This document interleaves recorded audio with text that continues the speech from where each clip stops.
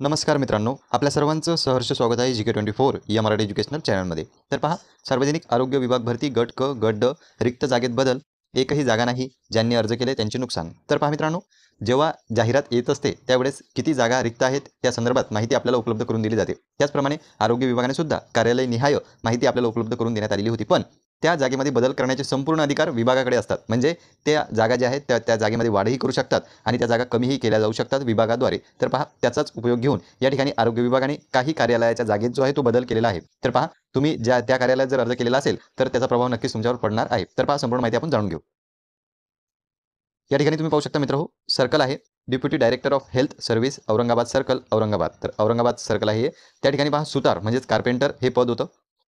यामध्ये तुम्ही पाहू शकता की फक्त आता सध्या VJA साठी एकच जागा आहे आणि तीही जनरलसाठी आहे. म्हणजे टोटल व्हॅकन्सी या सर्कलला फक्त एकच दर्शवण्यात आलेली आहे. तुम्ही पाहू शकता एकूण व्हॅकन्सी आहे एक आणि तीही राखीव आहे VJA साठी.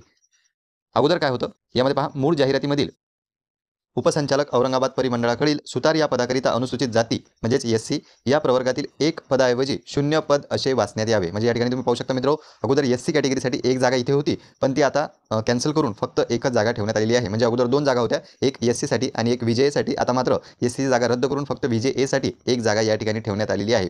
तर तुम्ही पाहू शकता की आता येत्या काही दिवसातच निकाल जाहीर होणार आहे.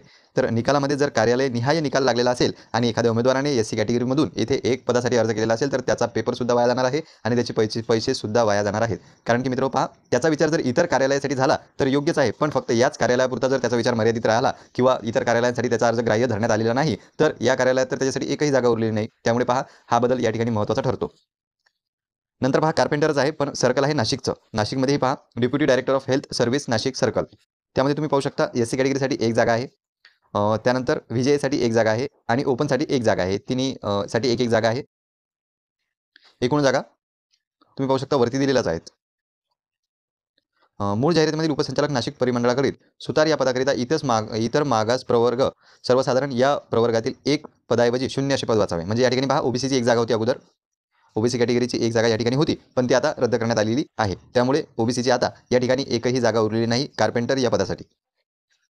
त्यानंतर पहा मित्र, deputy director of health service Nashik circle हे सुद्धा नाशिकचं आहे. या ठिकाणी नळ कारागीर या पदासाठी पहा, मूळ जाहिरातीमधील उपसंचालक नाशिक परिमंडळाकडील नळ कारागीर या पदाकरिता इतर मागास वर्ग सर्वसाधारण म्हणजे OBC एक ऐवजी 0 पद वाचावे. म्हणजे या ठिकाणी सुद्धा OBCची एक जागा होती आणि आता ती रद्द करून या ठिकाणी OBCचे 0 पद म्हणजे एकही जागा रिक्त नाही. OBCची अगोदर एक जागा जी आहे ती पब्लिश करण्यात आलेली होती, पण आता OBCची एकही जागा या ठिकाणी नाही. तर पहा मित्रांनो, हे 3 बदल आरोग्य विभागाने केलेले आहे. जागेमध्ये बदल झालेले आहेत. अगोदर या ठिकाणी SC कॅटेगरीसाठी एक जागा होती, ती कमी करण्यात आलेली आहे. त्यानंतर OBCसाठी इथे सुद्धा एक जागा होती कार्पेंटर या पदासाठी, ती सुद्धा कमी करण्यात आलेली आहे. आणि तिसरं, नाशिक सर्कलमध्येच नळ कारागीरसाठी एक जागा होती, तीही रद्द करण्यात आलेली आहे किंवा कमी करण्यात आलेली आहे. तर पहा मित्रांनो, हा महत्त्वाचा बदल या ठिकाणी करण्यात आलेला आहे.